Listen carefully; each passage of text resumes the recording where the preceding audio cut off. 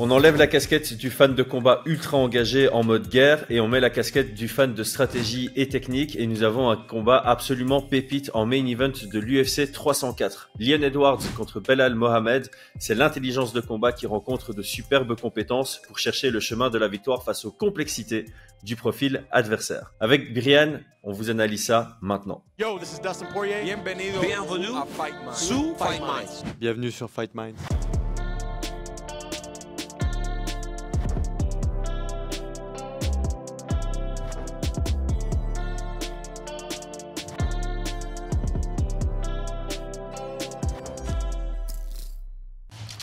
Paris sur le MMA avec Unibet.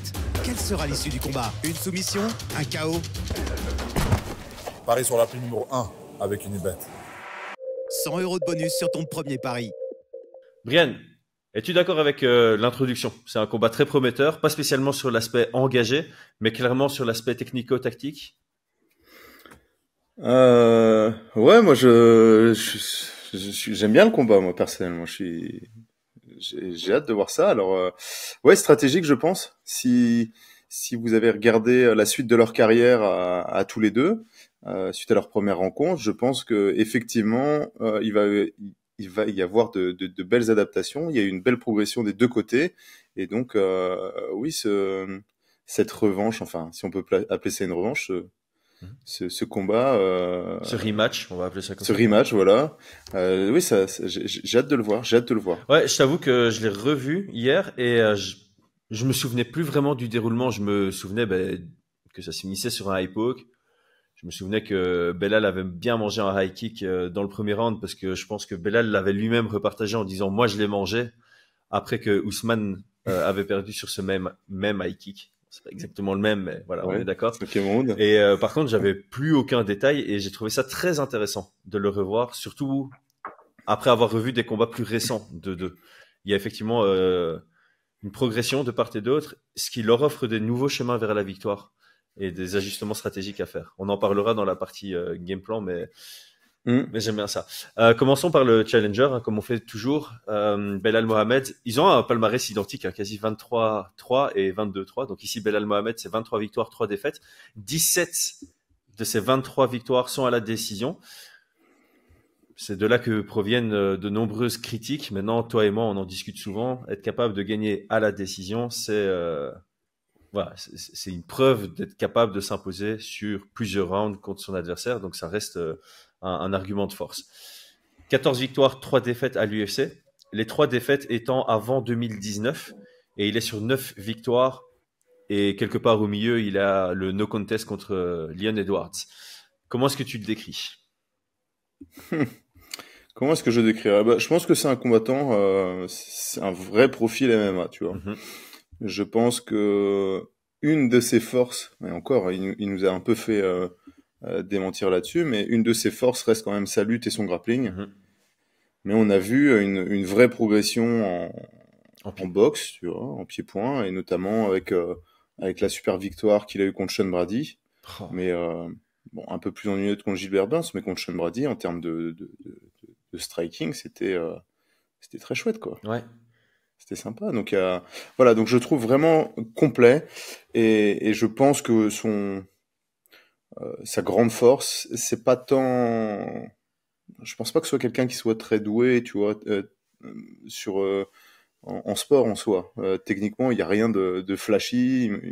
C'est des fois des coups de pied retournés foirés. Ouais, il a pas l'air fluide, centimes. il a pas l'air à l'aise dans son corps comme ça. C'est pas. Ouais.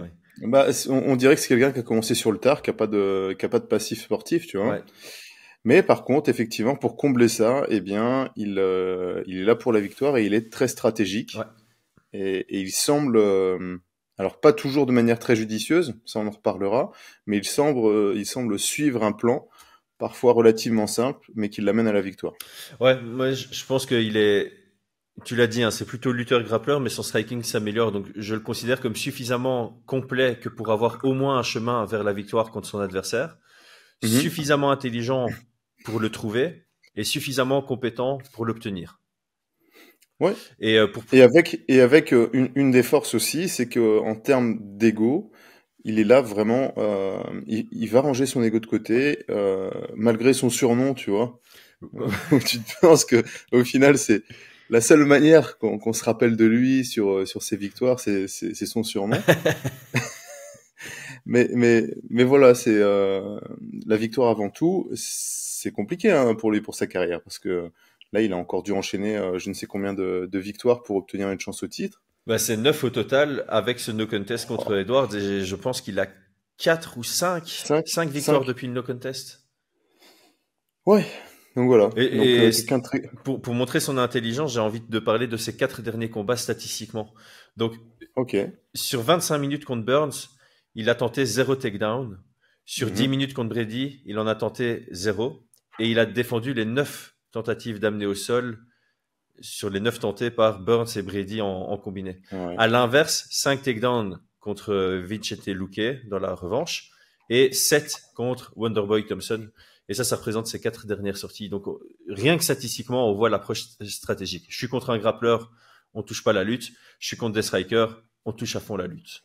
Ouais, et pour moi, il y a vraiment cette question, entre guillemets, d'ego, dans le sens, il se dit pas, je prouvais que je suis aussi capable de lutter ou de grappler contre un adversaire de ce profil-là. Exactement. Il va refuser à 100%. Ouais. Et donc, il y a vraiment ce côté, parce que de temps en temps, c'est instinctif, tu vois. T'es un combattant, t'as l'habitude de lutter dans tes combats, t'es face à un très bon grappleur. Il y a quand même un travail mental qui doit être fait pour ne pas déclencher une seule fois sur 25 minutes ta lutte, parce que quand t'as la fatigue qui s'installe, t'as une perte de lucidité, bah, t'as de temps en temps dans une séquence un automatisme qui va sortir pour engager la lutte. Bah là, il le fait pas. Donc, il y a vraiment cette maturité de combat aussi chez Belal Mohamed. Et dernier point, très bon cardio, je trouve.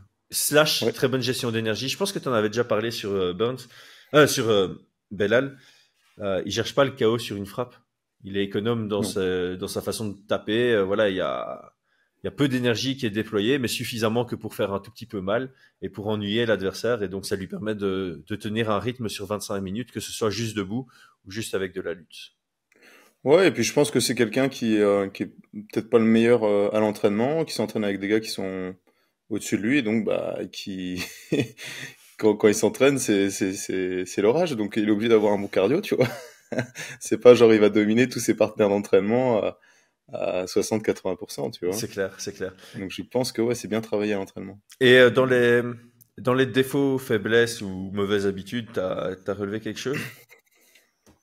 Je pense que c'est pas quelqu'un de très grand pour sa KT, hein. Ouais. Si je ne dis pas de bêtises.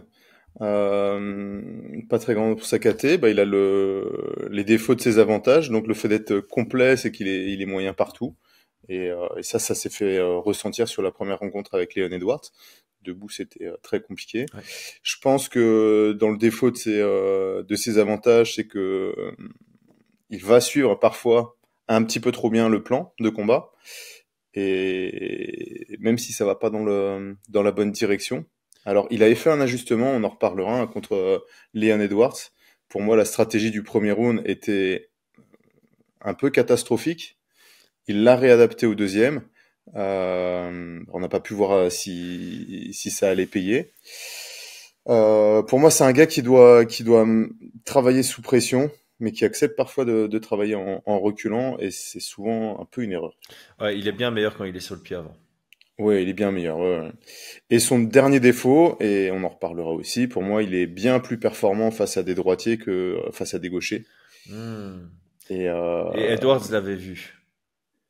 comment ça? Ben dans le premier combat, j'ai l'impression, parce que ça m'a tilté sur la fin du premier round, donc je suis pas allé revoir pour me dire, tiens, c'est vrai. Mais j'ai vraiment eu cette impression qu'à chaque fois que Belal passait lui-même en gaucher, Edwards se mettait en droitier. Donc Edwards favorisait la garde ouverte contre Belal. Alors oui, effectivement, ça c'est dans ses avantages. Pour moi, il a beaucoup travaillé sur le fait de changer de garde, de se déplacer en latéral. Mais moi, je le trouve plus efficace face à des droitiers. Donc quand il est en garde fermée, effectivement, il est bien meilleur. Face à des gauchers en garde ouverte, c'est pas terrible. Non. C'est pas terrible. Pour moi, le combat le plus parlant pour ses propos, c'est contre le dernier combat contre Vicente Luque. Ouais. Où Luque change régulièrement de garde et il y a beaucoup d'échecs Enfin, quand c'est en garde ouverte, Belal Mohamed a vraiment, vraiment du mal à mettre au sol. Et garde fermée, c'est plus trop un problème. Les jab pass, enfin, les takedowns aussi. Ouais. Ce qui est particulier, parce que Islam est gaucher, donc il s'entraîne quand même pas mal avec un Ouais, mais gaucher. depuis quand il s'entraîne avec lui? C'est assez, enfin, je sais pas à quel point on peut utiliser le terme récent. C'est récent sans être récent, j'ai l'impression maintenant. Ça fait quand même quelques camps Ouais, qu'ils font ensemble. C'est pas, peut-être. voilà, je pense Non. pas que ce soit d'avant Covid, mais je crois que depuis le Covid, en tout cas, ils s'entraînent avec. Donc il y C'est a peut-être une possible, hein, mais progression dessus depuis. écoute, j'espère qu'il a repéré ce gros défaut, sa capacité à mettre au sol un gaucher, parce qu'elle est, enfin, techniquement parlant, il y a un gros manque, Ouais, clairement. et ce sera évidemment nécessaire contre Leon Edwards. On en parlera dans la phase game plan. Leon Edwards, 22 victoires, 3 défaites, 7 victoires par KO, 3 par soumission, 12 à la décision. Comment est-ce que tu décrirais le champion en titre? Ah, alors Leon Edwards, c'est bon, bah, je pense qu'on sera tous d'accord pour dire que c'est un excellent striker, kickboxer de MMA. Euh, comment on pourrait le décrire? Alors ça c'est vraiment, on va dire la première image, mais il nous a montré quand même qu'il avait une lutte offensive et défensive. Alors d'abord il nous a montré son niveau en lutte défensive, et puis bah, dernièrement c'est aussi son niveau en lutte offensive vraiment élevé. Donc voilà, c'est un peu l'inverse. On parlait de Islam Makhachev, mais c'est un petit peu l'inverse. Donc, un striker qui nous a montré que c'était aussi un excellent lutteur et grappleur, et Islam l'inverse, quoi. Voilà comment je décrirais. Je pense que, alors, je dirais, ouais, il est capable de changer de garde. Il est devenu quand même beaucoup plus à l'aise en gaucher, j'ai l'impression. Mhm. Il est gaucher de. Moi, je sais pas pourquoi j'ai l'image de Leon Edwards comme étant gaucher, mais je me trompe peut-être. Bon, voilà. En tout cas, bon, on peut dire qu'il est ambidextre, peut-être. Ouais, je C'est. bug total maintenant. Non, c'est un Ouais. gaucher quand même. Non, il est gaucher. Ouais, il est gaucher hein, de base. Bon, dans tous les cas, même s'il était droitier, sur ses premiers combats, il était droitier, euh, ça pour moi, ça fait partie un petit peu du futur enfin du futur, c'est déjà un peu le présent, mais du striking en MMA, c'est sa capacité à pouvoir boxer dans les deux gardes et être à l'aise dans les deux gardes, non pas pour pouvoir faire des combinaisons euh, apprises par cœur, mais pour fonctionner uniquement sur les angles qui sont ouverts, tu Ouais. vois. Et en tout cas, lui, l'exploite très très bien. Donc ça lui arrive de passer quand il va passer en droitier face à un droitier, il va surtout utiliser son jab, ce qui fonctionne bien dans l'axe. Je sais pas moi, les check hooks si l'adversaire envoie une droite. Et puis bah, quand il change de garde, bah, il a toutes les armes, que le bras arrière, les kicks arrière sur les trois niveaux, la fin du bras arrière pour le high kick, tous ces éléments-là, quoi. Ouais. Les middle. Ouais, les middle et les fronts qui sont plutôt pas mal chez lui. Voilà. Moi, j'avais mis excellente gestion de la distance aussi, hein, une bonne compréhension de l'espace, et il est dangereux à Mm. toutes les distances. Il peut piquer avec toutes sortes de kicks, comme tu l'as dit, hein, sur les 3 étages, les front kicks qui sont inclus dedans. Son anglais, ce qui est plutôt pas mal, surtout un très bon jab, je trouve. Et alors au Ouais. clinch, genou et coude, surtout les coudes en sortie de clinch qui sont très très très Oh. très bons. Je pense qu'on pourrait faire Mm. un petit highlight de tous ces coudes en sortie de clinch. Contre Gunnar Nelson, il y a un knockdown. Contre Ah, ouais. Cerrone, c'est une masterclass à ce niveau-là. Contre RDA, il en envoie quelques-uns qui sont pas mal. Contre Diaz aussi. Donc là-dessus aussi, il faut être très très attentif. Et voilà, comme tu l'as dit, autant Makhachev c'est venu comme un lutteur grappleur qui s'est vraiment bien développé en striking, autant Leon Edwards, il est venu comme un super bon striker qui s'est développé à mort bah, tout en fait, hein, lutte offensive, défensive et même grappling. Une fois que c'est au sol, il a proposé de belles choses sur des combats récents. Donc Mm. voilà, en profil spécialisé de base qui devient complet et excellent partout en plus. Ouais, ouais, ouais. Ça fait peur. Il y a de plus en Ça plus fait de peur. combattants comme ça, hein. Les complets mais qui sont vraiment bons partout. Avant, il y avait que John Jones, quoi. Mighty C'est Mouse, vrai. ouais. Non, même Mighty Mouse. Ah oui, si, Ouais, hein, ouais, Mighty ouais, Mouse aussi, hein. ouais, ouais. Non, je pense qu'on l'a toujours un petit peu, peut-être toujours un petit peu eu, tu vois, Complet, quand tu oui, mais regardes, hein. excellent partout. Vraiment, Excellent partout, un, hein. un peu comme les Makhachev, Edwards, Topuria, Spinal de maintenant. Ah bah, tu t'as donné deux exemples qui sont pas déconnant du tout, hein. John Jones, pour moi, il a une lutte Ouais. complètement incroyable. Son striking était excellent. Et au sol, il a soumis des ceintures noires, tu Ouais, vois. Et, et Mighty Mouse, c'est la même chose, tu c'est vois. clair. Ouais, ouais. Donc, Euh, non. Par contre, c'est clair qu'on a des vagues comme ça, des mecs qui sont très très complets, qui arrivent au top, champions, hein, comment on appelle ça, numéro 1 pound for pound pendant des années, des GOAT, tout. Mais de temps en temps, bah, il y a des périodes où il y a des champions qui viennent en étant unidimensionnels. ouais. Par Mais contre, ça reste. tu remarqueras quand même que John Jones, pas de défaite légitime, on va dire, à part son DQ. Mighty Mouse, on a dû attendre très très très longtemps avant de voir une défaite. Donc ce genre de Mhm. profil complet, excellent partout, sont ceux qui sont les plus indétrônables historiquement. Georges Oui. Saint-Pierre pourrait faire partie de cette catégorie aussi, hein, au final, qui est aussi considéré comme quasi indétrônable. Et Mhm. le seul dans cette liste, en fait, qui a été indétrônable et qui est pas quoique, il lui manquait clairement la lutte, mais Anderson Silva, quoi.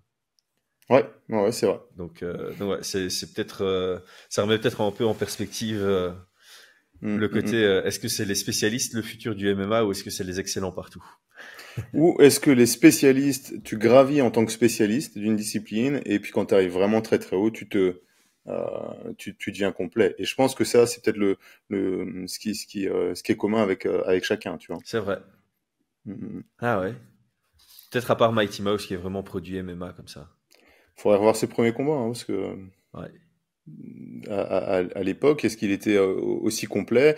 Et après, il faut voir aussi la catégorie, tu vois. c'est vrai. C'est une catégorie. Donc, ouais, je pense qu'il faut avoir un éventail un peu plus large et puis se garder de regarder les combattants qui ont été dans des catégories bien particulières, soit peu profondes, soit, oui, avec peu d'opposition, tu vois. Ouais. Partie game plan. On commence par Ouais. Belal. Quelles seraient les recommandations pour Alors, bon, sur ce combat, on a quand même un peu de matière, hein, même si ça a déjà 3 ans. On a eu un premier combat.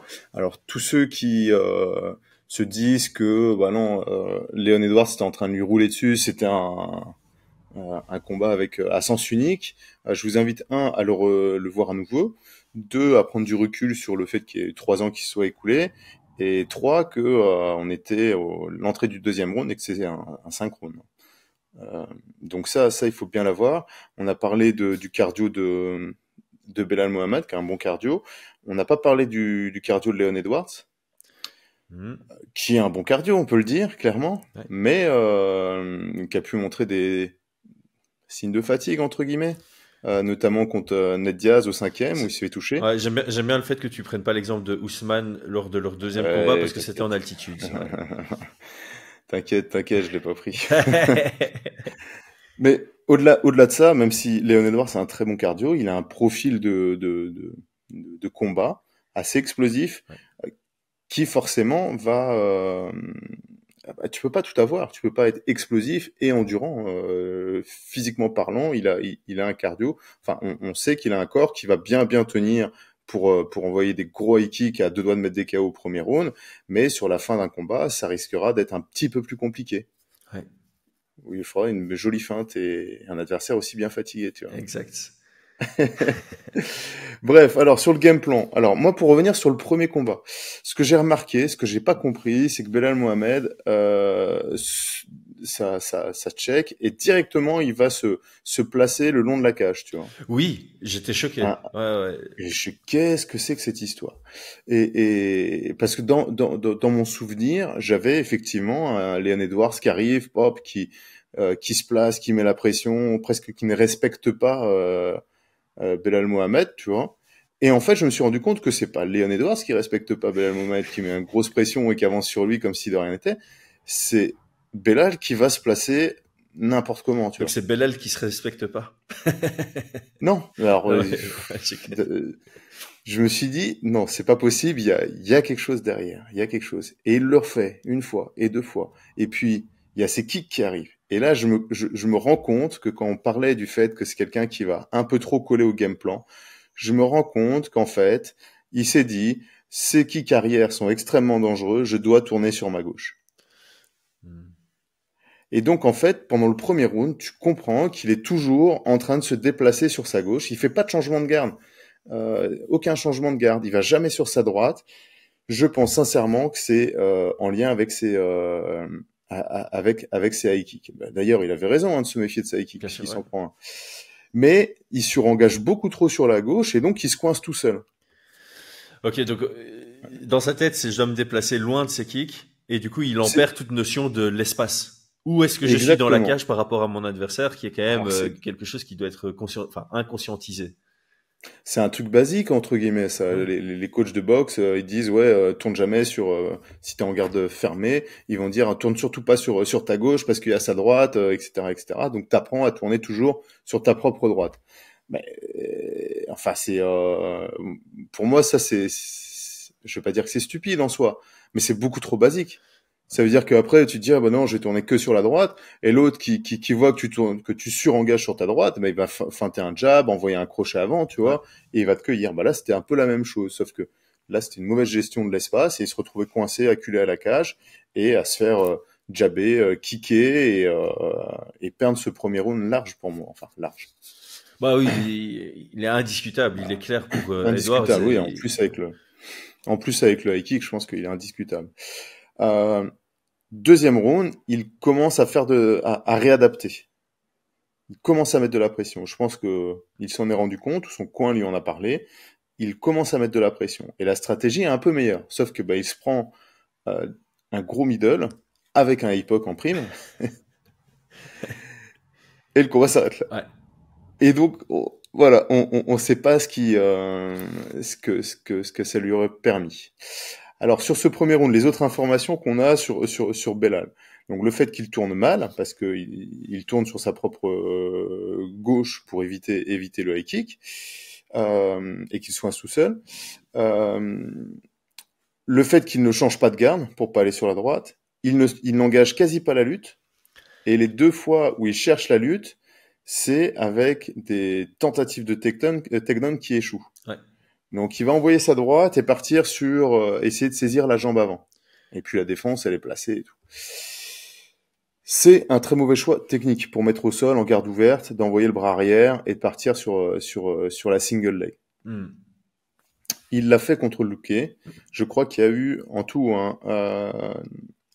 donc ce combat-là, c'est vraiment intéressant parce que je pense qu'il y a, il y en a plusieurs des takedowns, mais sur 2 takedowns qu'il réussit, c'est face à Luque qui passe en droitier. Donc il envoie son bras arrière, fait un grand pas, réussit à saisir les 2 jambes pour ce qu'on appelle un money shot, tu vois. Donc ça, il l'obtient à 2 reprises et un avec la saisie de jambe, avec le crochetage de jambe. Par contre, moi personnellement, j'ai vu 3 takedowns sur la garde de gaucher et de Luque qui ont échoué. Et donc ça, c'est pour moi sa plus grosse erreur. Ouais. Bah oui, bah ça montre qu'il est pas capable de mettre un gaucher au sol. Parce qu'en fait, pourquoi il n'arrive pas à les mettre? Il va envoyer sa frappe arrière. On va avoir donc l'adversaire qui est en gaucher qui va reculer, se déplacer. Et donc mettre en retrait sa jambe avant. Ouais.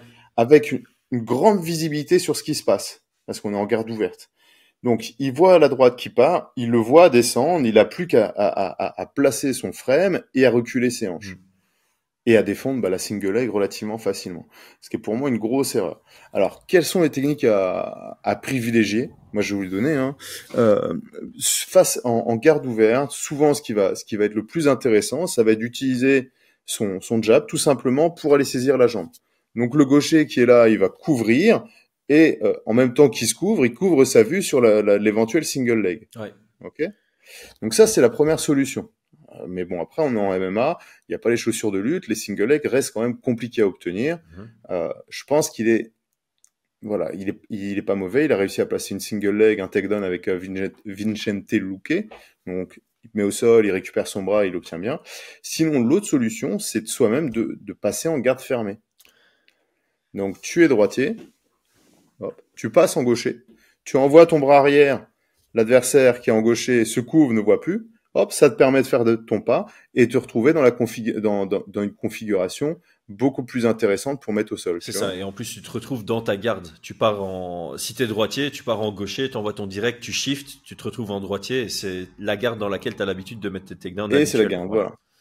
Alors ça, c'est une stratégie qui est, comment dire ça? Je sais pas si elle est très habituelle, mais tu vois, il y a beaucoup de lutteurs. Alors la lutte et la boxe, c'est inversé.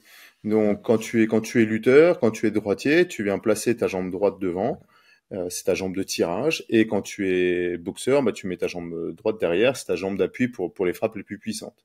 Il y a plein de boxeurs, enfin de combattants de MMA, une fois qu'ils font la reconversion, eh bien ils veulent rester dans la garde d'avant. Et je me rappelle d'avoir entendu une interview, je sais plus, c'était avec comment s'appelle celui qui avait perdu contre Georges Saint-Pierre dans une décision très très Johnny Hendricks. questionnante et éthique. Johnny Hendricks. Je pense que c'est lui qui avait dit ouais, mais moi je suis gaucher en lutte. Enfin voilà, il était un peu perdu. Alors qu'en MMA, vu que les distances sont longues, au contraire, tu frappes, boum, tu passes si t'es droitier en lutte, tu fais un pas en avant et t'es dans ta bonne garde. Tu vois. Voilà. Donc pour moi, sur cette revanche, il y a vraiment ce truc-là à placer, c'est être capable d'avoir un éventail de techniques pour mettre au sol un gaucher. Et de l'avoir bien drillé et d'en avoir bien conscience. Ça va être pour moi, sur son game plan, je pense qu'il doit travailler sur la lutte, le sol. Je pense que il doit tenter de mettre un peu la pression. Ouais. Et d'ailleurs, il y a 2 fois où j'ai l'impression, de tête comme ça, Belal Mohamed attaque en shift en pied-point. Ça fait reculer Leon Edwards. Il n'y a pas un contre qui vient. Ouais. Je pense qu'il part en droitier et il fait... on l'appelait la Nathaniel Woods quand on bossait ensemble. Ouais. Donc c'est bras arrière, shift et le nouveau bras avant, quoi. Donc c'est droite. Ouais, il attaquait comme ça, avec un shift entre les deux, et ça permet de casser une certaine distance, ou en tout cas de faire reculer Leon Edwards. Et puis là-dessus, il peut continuer à capitaliser sur l'espace qu'il a créé. Ouais, bah cette même technique, je pense qu'elle pourrait être utilisée par Leon Edwards aussi. Parce que Belal, il se prend un léger petit knock contre Luque comme ça. Ah ben voilà, ouais. Ça, il faut toujours, quand tu vois une ouverture sur une technique, il faut que tu l'incorpores à ton arsenal pour ton futur adversaire. A priori, il aura bossé dessus, mais il y a une forte chance aussi qu'il n'ait pas bossé dessus, ou que c'est une ouverture qui soit classique chez lui.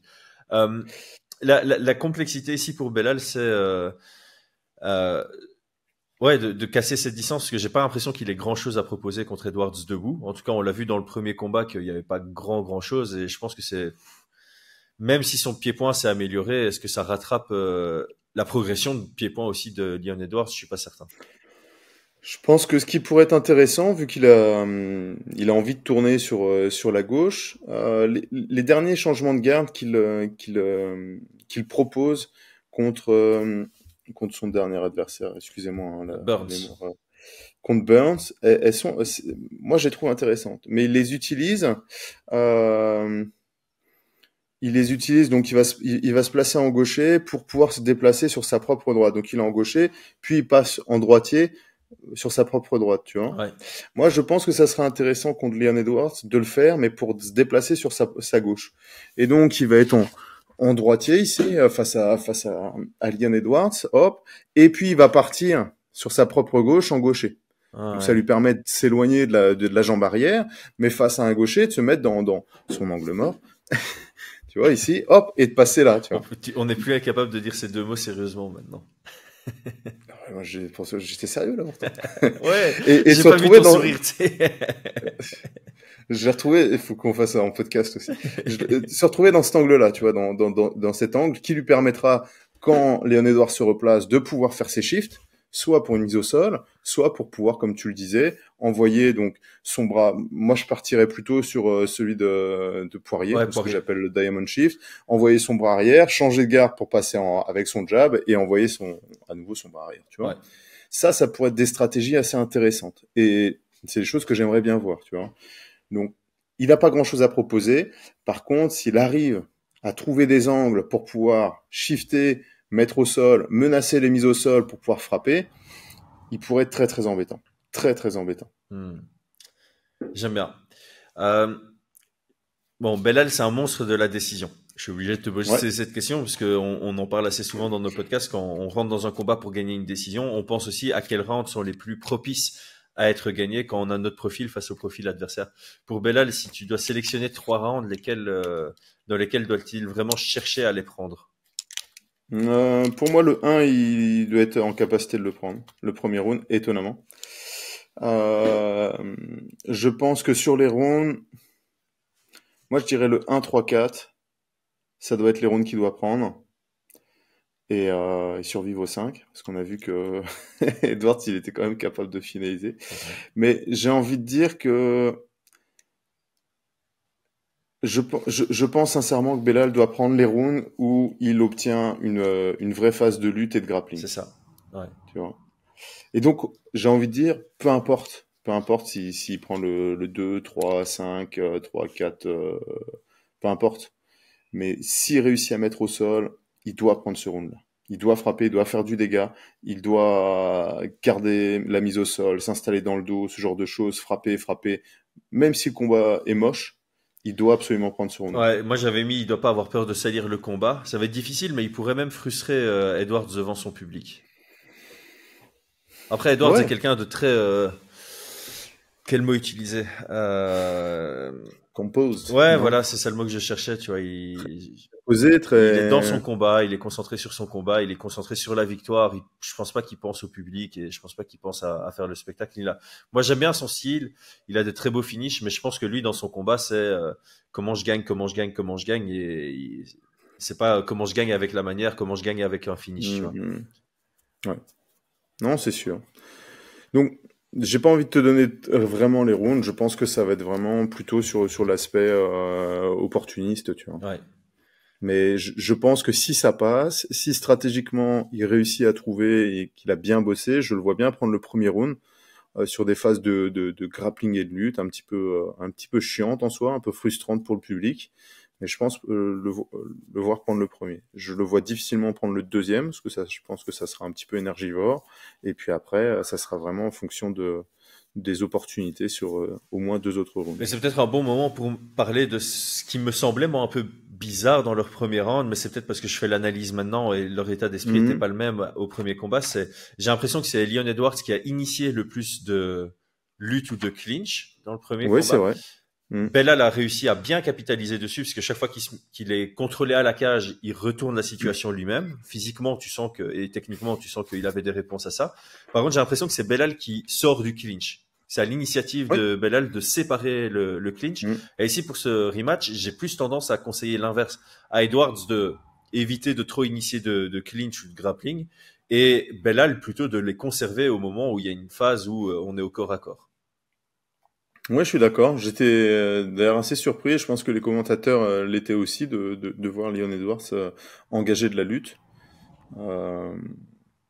Oui, après bon, c'était un synchrone, hein, il faut s'en rappeler. C'était le premier round d'un synchrone, et donc effectivement, bah, tu trouves un petit peu tes distances, tu ramollis un petit peu aussi ton adversaire quand tu luttes. Ouais. Musculairement parlant, ça enlève un petit peu de dangerosité, d'explosivité. Et quand tu es on va dire un technicien, souvent tu as un intérêt à laisser passer le premier round pour enlever vraiment l'incertitude des frappes, de la puissance de frappe, tu vois. Ouais. Moi, par exemple, personnellement, sur les sparring, les premiers rounds face à des gars qui ont un peu moins de niveau, mais qui vont être plus explosifs, un peu plus lourds, bah, le premier round, je prends beaucoup moins de risques. Je sais qu'à partir du deuxième, il va y avoir un relâchement musculaire et que ce sera beaucoup plus facile pour moi de m'imposer avec des feintes, avec du déplacement, avec de la technique. Ouais, si ça durait qu'un round, je pense que, enfin voilà, tu le passes pas, parce que c'est comme si tu devais faire un sprint avec un gars qui, je sais pas moi, qui fait que ça, ou qui est beaucoup plus explosif. Et c'est ça qui était... J'ai pas envie d'utiliser le terme paradoxal, mais c'est le deuxième élément qui m'a un tout petit peu surpris, parce que j'avais d'abord fait un peu l'analyse statistique des deux gars, et clairement on est sur 2 volumes différents. Belal Mohamed a un volume de jeu plus élevé que Leon Edwards debout. Mais quand tu regardes le premier round, bah, clairement c'est Edwards qui mène la cadence et qui envoie beaucoup plus que mais Belal. Parce qu'il respectait pas le pied-point peut-être, ou parce que Belal est moi, plus... je pense... Diesel. Pour moi, ouais, mais pour moi, Belal, il était concentré sur pas se prendre cet high kick, il a failli par se le prendre, tu vois. Et je pense qu'il tournait, il se mettait dans une situation où c'était difficile de pouvoir boxer, vu qu'il mettait pas la pression. Ça joue beaucoup, hein. Ouais, bien sûr. Quand tu es sur ton pied avant, si tu regardes contre Sean Brady, Sean Brady, c'est lui qui met la pression, il en a envoyé des frappes, tu vois. C'est clair. Mais là, il est en train de reculer et de se mettre tout seul face à la cage. Tu peux pas boxer en étant sur ton pied arrière. Ouais, certains savent le faire, mais c'est pas du tout le style de Belal. Ça, c'est clair. Sur le pied arrière, boxer sur le pied arrière. Ouais, Boxer de en reculant, je suis l'extérieur, ouais. d'accord. En recul. Ouais, ok. Ouais. Mais non, moi ouais, ce premier round, je pense qu'il est beaucoup plus lié à Belal, tu vois, la tournure du combat. Ouais. Et donc, c'est Je plus à pense lui à faire les sincèrement. gros ajustements dans ce rematch que Leon Ah bah Edwards. s'il refait la même chose. Ah oui. Mais d'ailleurs, on le voit sur ce premier round, l'high kick qu'il se prend et qui a failli le mettre KO, c'est de la technique en face. Hein. Leon Edwards qui feinte enfin, il regarde vers le bas, il feinte. On a un Belal qui descend sa garde, je sais pas trop comment il fait, il se le prend pleine face, tu vois. Ouais. Et donc, il y a eu une information qui a été faite par Leon Edwards. Vu l'angle, je sais pas trop ce que c'était. Est-ce que c'était Feinte de une regard, feinte? Est-ce que ouais. c'était un feinte de regard? Est-ce que c'est une feinte de takedown? Est-ce que il a cru qu'il allait se prendre un low kick dans la jambe parce que juste avant il y a eu un low kick? Je sais pas. Mais dans tous les cas, sa réaction, comment elle était, tu vois, il descend sa main, il fait ça et il le prend en pleine face, quoi. Ouais. Et après, il défend. Ça paraît bête, mais de temps en temps, c'est une bonne défense parce que c'est relou de trouver une Ouais. ouverture sur un gars qui Ah qui ouais, envoie ouais, ses bras un sûrement. peu partout, mais dans une bonne direction tout de même malgré tout, quoi. Il y a ce côté-là aussi un peu chez Belal, moins que chez d'autres, mais il y a ce côté brouillon efficace. Ouais, ouais, c'est vrai. Euh, je le dis parce que bon, j'ai fait un podcast hier avec Aldric et on parlait justement du côté brouillon mais efficace. Enfin, je sais Mm. plus de qui, mais bon, cette vidéo sortira après, donc les gens pourront faire le lien. Le lien. Du côté de Edwards, qu'est-ce que tu recommandes? Moi, comme dans le premier round, comme dans le premier combat, je pense que il peut du coup gagner au volume et à la percussion de ses frappes. Hein. On va tous être d'accord pour dire que Edwards, quand il frappe, ça va toucher plus fort que quand Belal va frapper. Et je pense qu'en plus de ça, il sera capable dans ce combat-ci, particulièrement, de mettre peut-être un peu plus de volume que Belal. Et je pense que c'est important pour lui de pas être trop passif, parce que ça, c'est peut-être un défaut dont on n'a pas parlé de Edwards. C'est de temps en temps, il met tellement peu de volume que tu arrives à 1 minute de la fin du round et tu dis, OK, une action, et ça peut basculer d'un côté comme de l'autre. Mm. Et dans ce combat-ci, j'ai l'impression que Edwards peut pas trop se le permettre parce que s'il reste 1 minute et ça peut basculer d'un côté comme de l'autre, et que Belal trouve son ouverture sur une lutte ou qui vient coller à la cage, mettre quelques frappes à la cage, il peut voler des rounds comme ça. Et je pense qu'Edwards ne peut pas laisser l'opportunité à Belal de voler des rounds sur la dernière minute. Et pour ça, il doit mettre du volume et avoir des frappes impactantes sur les débuts de rounds. Ouais, alors pour Leon Edwards, effectivement, je suis assez d'accord là-dessus. Euh, je pense il doit s'attendre à ce que Belal vienne préparer avec un game plan. Il l'a toujours fait. Et le problème, c'est que on peut pas prévoir exactement ce qu'aura comme plan Belal Mohamed. Tu vois. Mm. S'il vient en se disant ça va être la même chose que le premier combat, je pense que ça reste compliqué. Sur la première rencontre, au-delà du fait des déplacements de Belal, moi, ce que je retiens, c'est que Leon Edwards a été performant avec son jeu de feinte. Ça, on le reverra. Et il a été performant aussi sur ses contres, avec un uppercut aussi assez magnifique, tu vois. Je sais pas si tu t'en rappelles, l'uppercut. Et donc, je pense que ça doit faire partie de son plan, de se dire, OK, ce gars-là, il va vouloir faire du MMA. Donc, s'il trouve des ouvertures pour me mettre au sol, il va le faire. S'il veut me bloquer à la cage, il va le faire. Mais par contre, où je suis bien supérieur à lui, c'est en striking. C'est dès qu'on rentre vraiment dans l'élite du striking, donc dans le jeu de feinte, de déplacement et de timing de contre. Donc moi, je le vois plutôt pas forcément chercher tout de suite la pression, mais voir un petit peu ce que Belal a en tête, et puis en gros faire dérailler le train de Belal, tu vois. Ouais. Non, je pense qu'il doit rester quand même sur ses compétences. Je le vois être capable de contrer bien comme il faut. Je le vois être capable de frustrer Belal, de déplacer vraiment se déplacer s'il y a le moindre clinch pour pouvoir obtenir ses angles, de feinter, de travailler un petit peu sur construire le KO. Je pense qu'il est capable, Leon Edwards, de mettre KO Belal Mohamed. Ouais, et j'aime bien ce que tu dis, puisque pour moi, Leon Edwards a totalement cette capacité de gagner ce combat au kicking range, à vraiment être à une distance où lui est capable de toucher Belal, frustrer Belal qui est incapable de casser cette distance, et voilà, d'avoir 60% de ses frappes qui touchent, ce sont des kicks, quoi, et utiliser un minimum son anglaise, et comme tu l'as dit, l'anglaise et les coudes et les genoux, c'est plus en contre que en initiative, avec pas mal de single shot pour jamais laisser cette porte ouverte à casser la distance pour Belal. Il faut considérer, je pense qu'ils sont tous les deux très complets, mais il faut que l'un comme l'autre approche ce combat comme une opposition de style. Ouais. Et ici, alors la question par contre sur, tu me disais sur le volume et tout, je me pose quand même la question vis-à-vis de Belal si il doit privilégier le volume ou l'impact, tu vois, vraiment aux yeux des juges.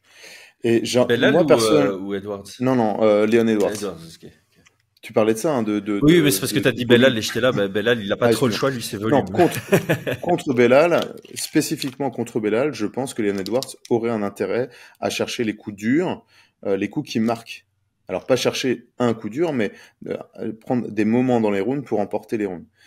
Je m'explique. Belal, on l'a vu, se faire sonner avec ses high kicks. Pour moi, ça a effacé, entre guillemets, enfin, il y avait plus de discussion possible sur qui prenait le round. Face à Vicente Luque, il se prend un crochet gauche qu'il fait vaciller, bien comme il faut. Et ça, aux yeux des juges, c'est très, très marquant. C'est autant de petits éléments comme ça qui me disent que, et comme je le vois bien moins bon techniquement, je pense que Leon Edwards pourrait plus facilement prendre ses rounds de cette manière.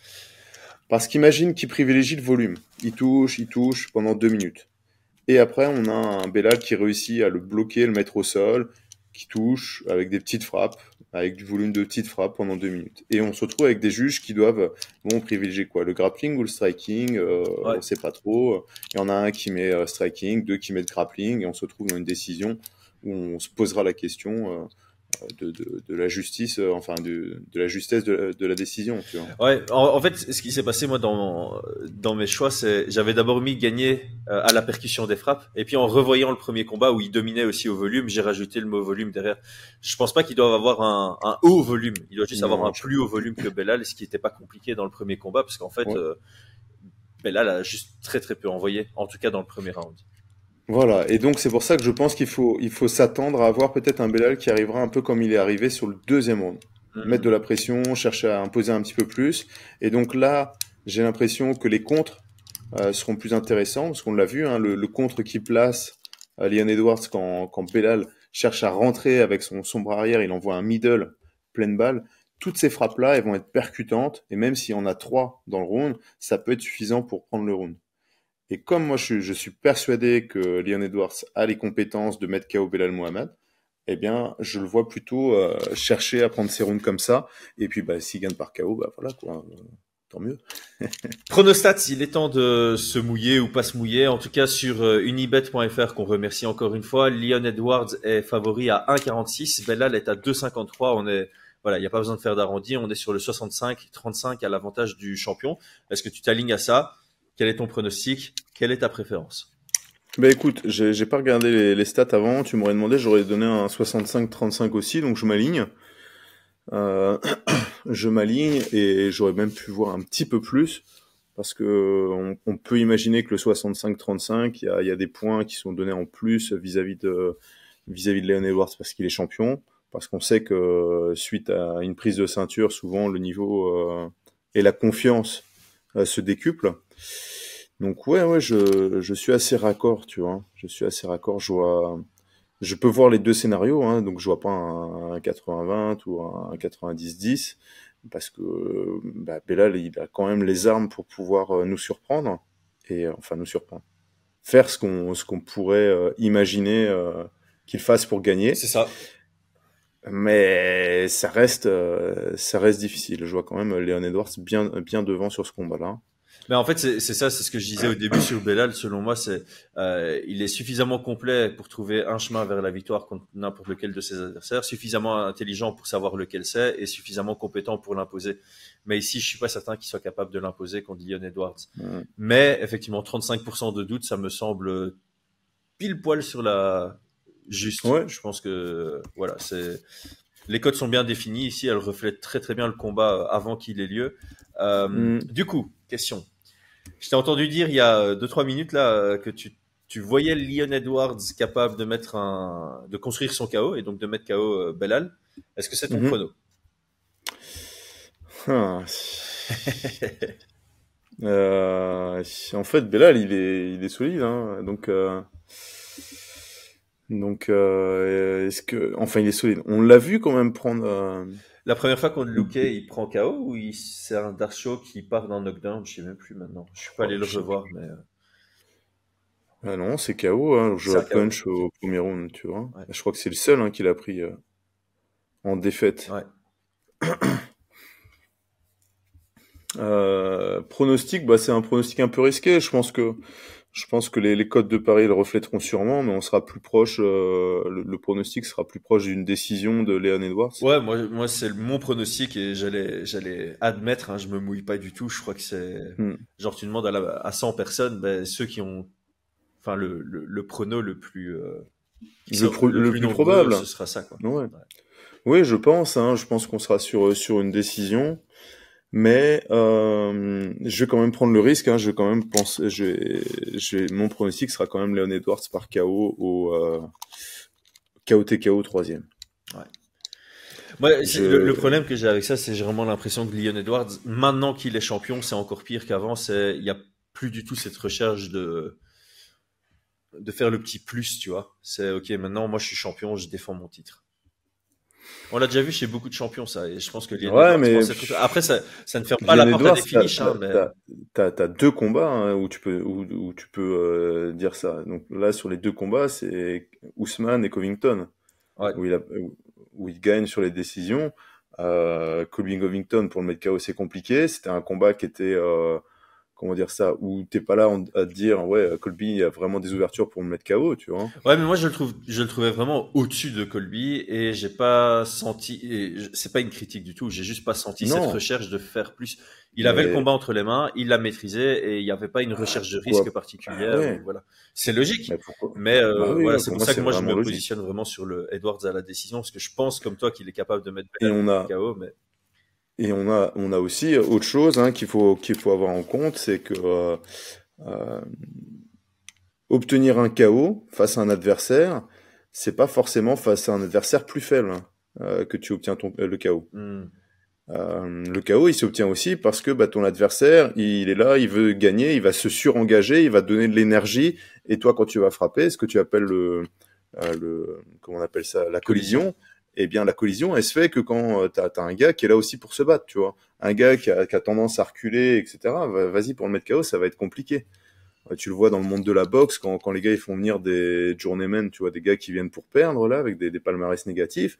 Les KO, la plupart du temps, c'est des KO au corps. Les gars, ils sont en train de reculer, ils protègent la tête, et dès qu'ils se font toucher au corps... ça, il en est capable aussi, Edwards, hein, ces middle kicks qui sont oui, très, très mais sauf qu'on va avoir, pour moi, Colby Covington, il a combattu, pas du tout, il avait pas du tout le même engagement pour prendre cette ceinture qu'aura Belal Muhammad. C'est vrai que ça c'est un élément très intéressant, c'est que Belal, il sait que c'est son unique title shot parce qu'il a galéré pour l'obtenir. Ouais.